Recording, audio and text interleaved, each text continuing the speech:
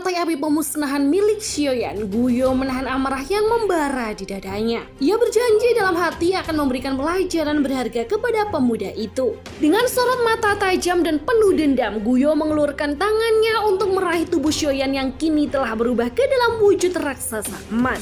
Ia berniat menghancurkan tubuh kaca King Kong milik Xiaoyan tanpa belas kasihan. Namun sebelum niatnya sempat terlaksana, ruang di belakang Xiaoyan tiba-tiba bergetar hebat. Dari pusaran ruang itu muncul tangan hitam raksasa yang langsung membungkus tubuh kaca tersebut. Tak hanya itu, tangan hitam itu juga melesat cepat dan menangkap Hun Yu menjerat tubuhnya di udara seolah tak berdaya. Pemandangan itu membuat Guyo terpaku di tempat. Sesaat kemudian dari dalam fluktuasi ruang yang bergetar itu perlahan muncul sosok Yao Chen. Tatapan tajam sang abah langsung tertuju pada Guyo, memancarkan kemarahan yang menekan udara di sekitarnya. Ia menegur tindakan Guyo yang tanpa ampun menyerang generasi muda, menganggap perbuatannya telah melampaui batas. Kemunculan Yao Chen bukan hanya mengejutkan Guyo, tetapi juga membuat Xiaoyan bingung. Ia tidak mengerti mengapa gurunya bisa muncul begitu tiba-tiba, terlebih karena batu giok spasial yang menjadi alat memanggil belum ia hancurkan. Yao Chen kemudian menjelaskan dengan singkat bahwa ia memang sengaja mencari muridnya itu sebab Xiaoyan sudah terlalu lama berada di tanah air kuno. Namun tanpa diduga, begitu tiba ia justru menemukan bah bau tanah seperti Guyo yang tengah membuli muridnya. Tak ingin tinggal diam, Yao Chen langsung ikut campur dalam pertempuran. Wajah Guyo berubah gelap ketika menyadari bahwa dirinya sedang tidak berada pada kondisi puncak kekuatan. Ia tahu peluang untuk menang melawan Yao Chen saat ini tak lebih dari 30%. Karena itu ia mencoba menggertak dengan mengatakan bahwa dirinya mampu memanggil ahli lain dari klan Hun kapan saja. Namun ancaman itu sia-sia begitu kelompok Sun Er menghancurkan gulungan spasial dan memanggil Tong Xuan keluar dari dalamnya. Hun Yu yang sudah dilepaskan dari jeratan tangan hitam segera terbang mendekati Guyo. Ia bertanya dengan nada cemas apakah mereka perlu memanggil bala bantuan dari klan Hun. Namun sebelum mendengar laporan bahwa hati Bodhisattva belum ditemukan, Guyo memutuskan untuk mundur.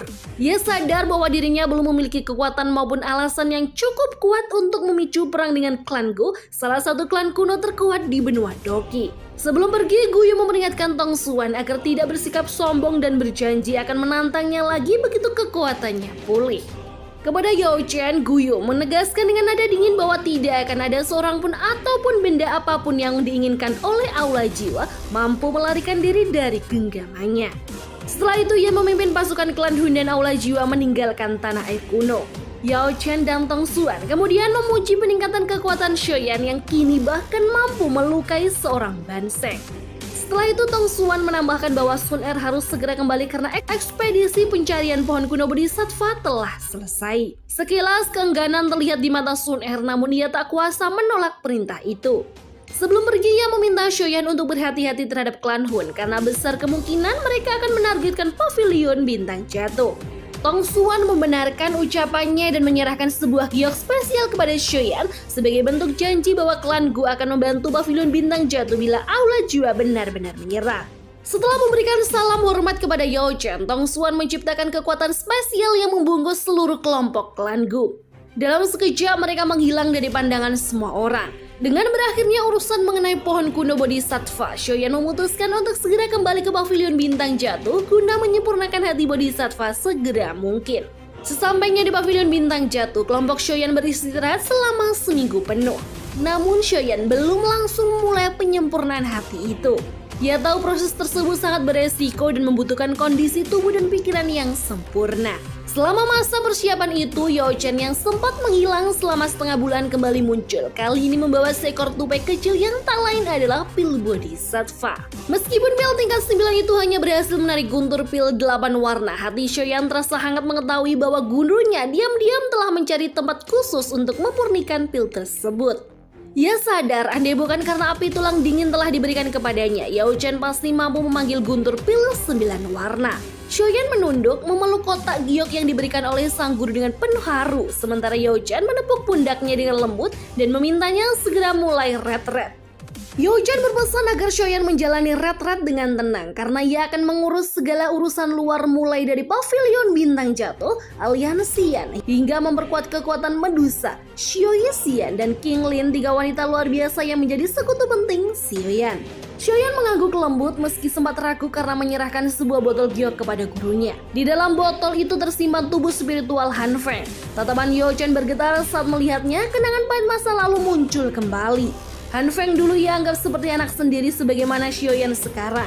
Namun pengkhianatan Han Feng meninggalkan luka yang jauh lebih dalam daripada kematian. Dengan tenang Yojan membuka tutup botol giok itu. Sosok jiwa Han Feng keluar memancarkan aura arogan seolah tak merasa bersalah sedikit pun, bahkan mencoba menyerang Yojan dengan sisa kekuatannya. Sayangnya bagi seseorang yang hanya tinggal jiwa tanpa tubuh, serangan itu tak lebih dari usaha sia-sia. Setelah memberi sedikit pelajaran pada murid durhaka itu, Yojan kembali menyegel Han Feng ke dalam botol giok. Wajahnya kembali tenang, namun sorot matanya masih menyimpan kesedihan yang mendalam. Perpaduan antara luka lama dan kebanggaan terhadap murid sejatinya Xiaoyan. Xiaoyan menatap wajah Yalao dengan perasaan sendu yang menekan dadanya. Sosok yang selama ini menjadi penuntun dan pelindungnya kini tampak lebih tenang, namun juga lebih tua dan lelah dari sebelumnya. Kesedihan halus muncul di hatinya, seolah memahami bahwa waktu tidak pernah berhenti bagi siapapun, bahkan bagi sosok sekuat Yalao. Tanpa berkata sepatah kata pun, Shoyan mengayunkan lengan bajunya lalu berlutut di hadapan gurunya. Ia bersujud 2 kali dalam gerakan penuh hormat dan rasa terima kasih mendalam sebagai ungkapan tulus atas segala bimbingan dan pengorbanan yang telah diberikan sang guru. Dalam hati, Shoyan berjanji akan membalas semua rasa sakit dan penghinaan yang pernah dialami Yalao dengan tangannya sendiri.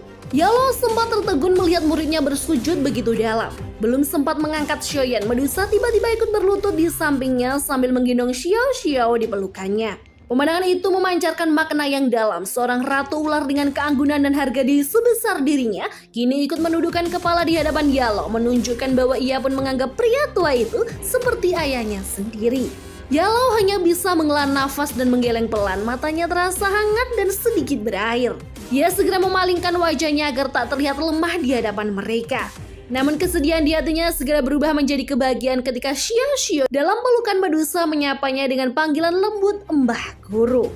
Senyum tulus mengembang di wajahnya sebelum ia menyuruh Shoyan dan Medusa untuk segera berdiri. Shoyan tersenyum dan membantu Medusa bangkit. Setelah itu ia mengumumkan kepada semua orang bahwa ia akan memulai red-red barunya. Ia tidak tahu berapa lama waktu yang dibutuhkan, namun berpesan agar semua orang mengikuti arahan gurunya selama ia mengasingkan diri. Dia menarik nafas dalam-dalam, menangkupkan tangannya dengan hormat ke arah Yalao, lalu berbalik dan melangkah memasuki pintu batu tebal yang menutup rapat di belakangnya. 于道生，4份地图残片，我们已有3份，最后1份也会是我。 Waktu pun berlalu. Semua orang tahu bahwa menebus tingkat Daoseng bukanlah hal yang mudah, namun tak ada yang menyangka bahwa Shoyan akan menghabiskan waktu selama 2 tahun penuh di dalam sana. Kekhawatiran sempat tumbuh di hati para tetua setelah 1 tahun berlalu tanpa tanda-tanda keberhasilan. Namun ketika aura kuat mulai menguar dari pegunungan tempat Shoyan berdiam, mereka hanya bisa menunggu dalam keyakinan bahwa perubahan besar sedang terjadi di balik pintu batu itu. Sementara Shoyan tenggelam dalam red-rednya, dataran tengah mulai dilanda kekacauan baru.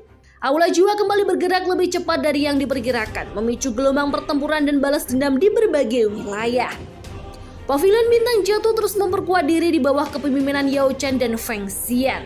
Reputasi Yao Chen yang mampu memurnikan pil bodhisattva membuat banyak ahli tingkat tinggi yang sebelumnya memilih mengasingkan diri, kini diam-diam bergabung sebagai tetua tamu pavilion. Namun di balik kekuatan yang berkembang, musuh pun ikut bangkit. Faksi-faksi yang pernah bermasalah dengan Shoyan seperti Lembah Sungai Es, Sekte Langit Mendalam, Pavilion Petir Angin, dan beberapa sekte besar lainnya secara terbuka membentuk sebuah aliansi bernama Aliansi Sungai Mendalam. Awalnya aliansi itu terlihat menakutkan karena gabungan kekuatan banyak sekte besar. Tapi ternyata jumlah besar itu tidak menjamin kekuatan sejati. Pavilion bintang jatuh meski secara jumlah lebih kecil mampu menahan bahkan memukul mundur aliansi tersebut berkat kekuatan individu yang luar biasa. Kemenangan itu membuat reputasi Pavilion bintang jatuh kembali melesat dan dataran tengah sempat kembali damai untuk sementara waktu. Namun ketenangan itu tidak bertahan lama. Kabar besar mengguncang seluruh benua Doki. Alam King yang sebelumnya menghilang tanpa jejak tiba-tiba terbuka kembali. Saat para ahli dari berbagai klan kuno memeriksanya, meski mendapati pemandangan mengerikan, jutaan jiwa penghuni alam King telah lenyap tanpa sisa. Meskipun klan Li memang telah menunjukkan tanda-tanda kemunduran, mereka tetaplah salah satu dari 8 klan kuno yang lebih kuat dari kebanyakan faksi besar. Kehancuran mereka memicu kepanikan besar di antara klan-klan kuno lainnya, sebab di antara mereka memang tidak pernah ada rasa saling percaya. Beberapa klan mulai berspekulasi bahwa kehancuran klan Ling mungkin berhubungan dengan potongan giok kaisar kuno Tause yang mereka miliki. Dugaan itu mengarah pada 2 klan besar yang paling mencurigakan, klan Gu dan klan Hun, karena hanya mereka yang memiliki kekuatan untuk melenyapkan klan sekelas klan Ling. Namun baik klan Gu maupun klan Hun tidak memberikan tanggapan terhadap tuduhan tersebut. Waktu terus berjalan hingga 6 bulan kemudian, kabar tentang hilangnya klan Ling perlahan memudar dari pembicaraan orang banyak. Di sisi lain, rerumputan liar mulai tumbuh lebat di sekitar pintu batu tempat Shoyan melakukan retretnya. 2 tahun telah berlalu tanpa satupun kejadian aneh, sesuatu yang sangat jarang terjadi bagi seorang kultivator yang sedang menebus ranah Daoseng. Hal ini membuat banyak tetua pavilion bintang jatuh menjadi sedikit pesimis. Meski demikian, Yao Chen tetap yakin sepenuhnya pada muridnya. Ia percaya Shoyan tidak akan mengecewakannya dan tengah menyiapkan sesuatu yang luar biasa. Namun suasana di dalam pavilion semakin berat ketika Medusa datang membawa kabar baru. Aliansi Sungai Mendalam kembali mendeklarasikan perang dan kali ini mereka akan menyerang dalam setengah bulan. Yalo merasa tidak tenang. Setelah sekian lama diam, aliansi itu tiba-tiba menyerang pavilion mereka, sesuatu yang jelas bukan kebetulan. Ia sadar bahwa musuh pasti telah menyiapkan jebakan dan mereka harus bersiap menghadapi apapun yang akan datang. Yalo segera memerintahkan semua tetua untuk berkumpul dan mengatur strategi pertahanan. Ia juga memerintahkan Medusa mengirim mata-mata untuk menyelidiki gerakan musuh.